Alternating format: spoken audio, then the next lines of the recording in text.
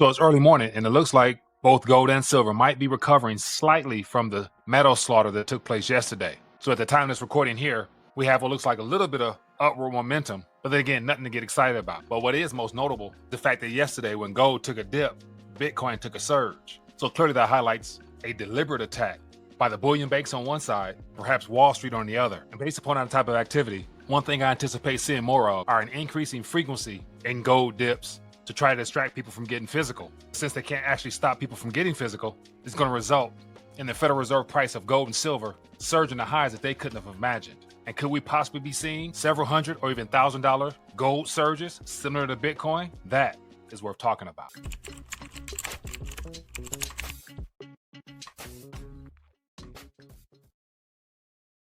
All right, so I want to take a minute to share my 2 cents in reference to what happened yesterday with the gold and silver slam down, and all of a sudden the Bitcoin surge that caught a lot of people by surprise. And so once again, there's two different narratives, two different driving forces. To be straight and blunt with you, we got gold and silver being sought after globally as a diversification hedge out of the dollar.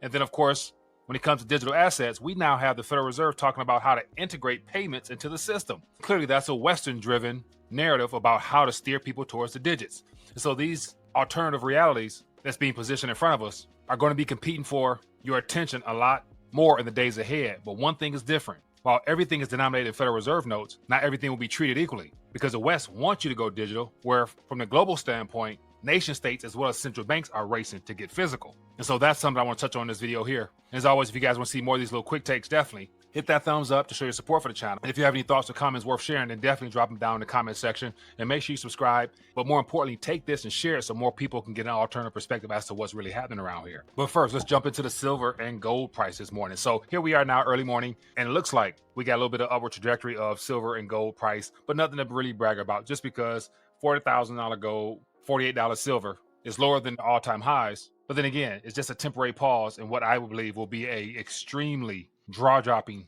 surge in the days ahead. And so the main thing I want to actually talk about is this particular chart here. And so I caught this after I got done with the stream yesterday. And so to see Bitcoin surge at the same time gold was dropped deliberately spells collusion between institutions in Wall Street and the bullion banks on the bottom. So clearly they know what they're doing. But one thing out of all this that really excites me is the fact that we've seen over the last several months the extreme volatility when it comes to the crypto space. And of course, there's a variety of reasons as to why that is. But ultimately, when you have hundreds or $1,000 days in coin in particular, to see 300-400 decline in gold is very small compared to what will come, because there's a race to get into physical things in reference to gold and silver, while the West is trying to drive the narrative that everyone is clamoring to try to get into the digital space when it comes to Bitcoin and the like, because of tokenization, alternative assets, and all types of things that the West is primarily driving. And so just in looking at charts, you get a chance to see a different narrative that I believe will get in sync one day. And when it does, we're going to see prices rip in gold and silver that we could have only dreamed of until it actually happens. And I want to compare that to the actual Bitcoin activity right now. So as I scroll over here and just highlight the last month in gold in particular. And so this is literally the 1 month chart. And so as we see here, what stands out most is the fact that there's been a substantial increase within this last month for a variety of reasons, of course. And so the dip above my head now might seem to be a lot initially, but it's small when you zoom out and look at things from a bigger picture. And then particularly when you look ahead as to what will come because of the global demand and the scarce nature of actually being able to get physical at the current price. Nevertheless, the incremental climb of the price as more and more people will be unwilling to let go of gold and in particular silver. So as of right now, just to scan through this chart here, so this is the actual incremental climb. So literally September 23rd, 37.40 for gold. September 29th, 38. Then we jump to October 6th, 39.50. Then we go to October 8th, 4,000. And then it came down some. So October 9th, it was 39.60. And then to go all the way up to the top, which was a single week's movement, we got up to about 4,300 or so. And then, of course, here we are now, a 24-hour drawdown back to 4,000. And so just looking at that, you see within a single month time frame, almost $1,000 surge, which, of course, we've never seen that up until now. Now, we to take that same type of movement and compare it to Bitcoin. Bitcoin has surged higher in shorter increments and somewhat faster. But then again, the volatility has been that much more extreme to where you have thousands of dollar surges with bigger 5-digit dips. And so wait until gold has that same type of reaction. Imagine what type of world we're going to be living in at that point. And so what am I talking about? So let's just take it to the Bitcoin chart here and look at literally the last month. And so if we were to start at the beginning of the month on September 22nd, we're looking at $112,000 a day. Then you go to September 28th, it's $109,000. So that's about a 3,000 or so decline. And then from September 28th, incrementally all the way up to the top here of an all-time high on October 6th at $125,000. And of course, since then, it's come down substantially for a variety of reasons. But to go from 125 on October 6th to just 5 days later, back down to 110,000, that's a $15,000 swing. And of course, the low out of this swing was October 17th at $105,000. And of course, the crypto community was going crazy when they saw that.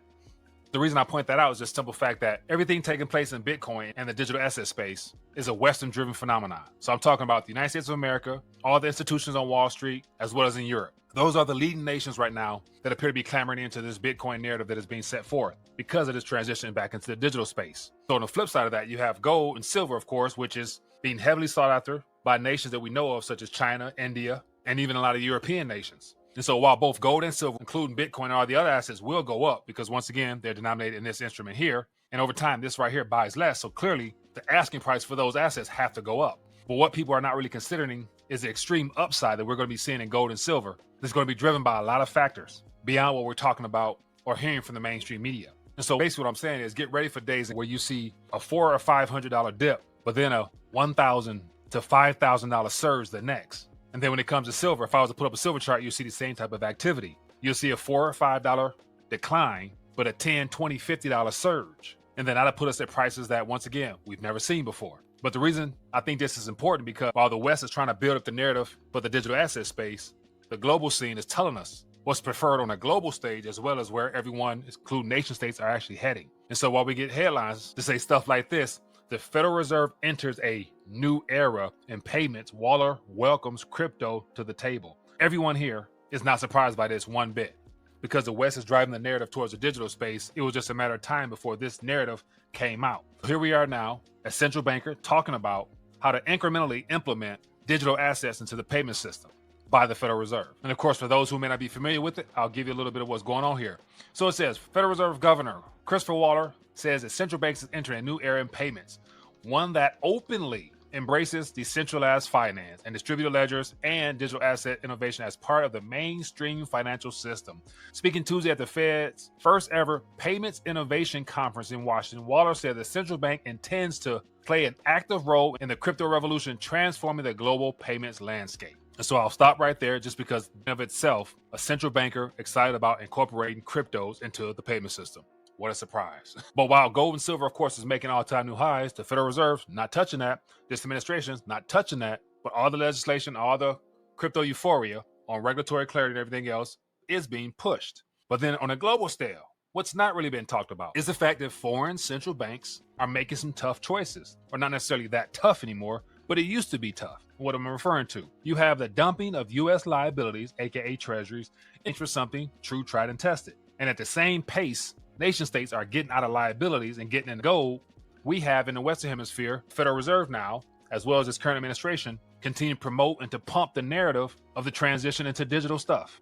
So this here comes from Visual Capitalist, but just to give you an idea as to what's going on here. In gold, which is gold, in green, U.S. Treasuries. To go back to the 1970, of course, when the gold window was closed, all the way up to the early 90s, gold was in the picture as treasuries became the global international standard of reserves. And of course, after all the recessions and economic interventions by the West, we've had a transition where nation states, being led by the IMF and all the other international banking cartels, decided to dump gold in exchange for a completely debt-based society by U.S. treasuries. And so all this green here was a percentage of which other nations decided to keep in their national savings U.S. liabilities. And of course, it's all changed bit by bit. But going back to the quantitative easing era, right into 2020, there's been a continual surge of dumping liabilities in exchange for zero counterparty assets such as gold.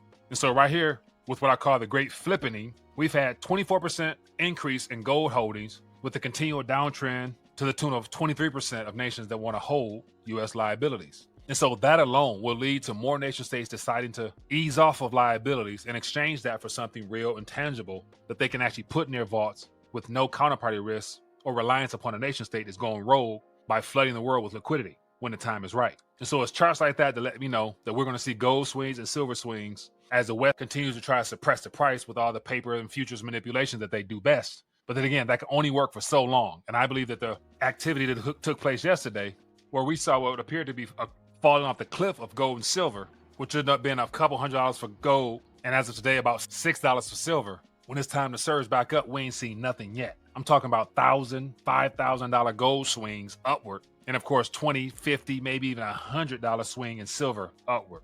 So once again, just taking a minute, sharing my 2 cents on where I think we're going to see prices in the very near future. But then again, on the crypto side, you better believe while nation states are driving gold and silver prices to all-time highs, the Federal Reserve, with this announcement on them implementing cryptos into the financial system, we're going to also see Bitcoin surges 10, 20, 30,000 as well. So once again, everything denominated in this currency here will eventually go up just because they're going to create a lot more of these and flood the world with them. Therefore, having a strategy and a plan is going to be key for everybody. But as always, if you enjoyed this, hit that thumbs up. And as always, I want to share all this information, but I'll provide some alternatives as well. So if you're interested, I encourage you, scroll beneath this video here, a variety of options for people who want to protect and preserve everything they work hard for. And other than that, I'll catch you guys later.